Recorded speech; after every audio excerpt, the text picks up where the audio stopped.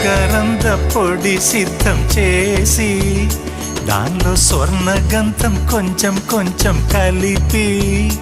హరివిల్లులోని వర్ణాలద్ది బ్రహ్మే మలిచాడో శతకోటి పువ్వులు తెచ్చి జంట పూలుగా మలిచాడో నీ పెదవుల్లోంచి పల్లవించు వేదం మన పెదవులోంచి ప్రభవించు జీవం కౌగిట్లోనే ఇవ్వు ముద్దుకి అనుమతి ఒక పరిజీయంగారి ఇంటి సొగసా జియంగారి ఇంటి సొగసా జియంగారి ఇంటి సొగసా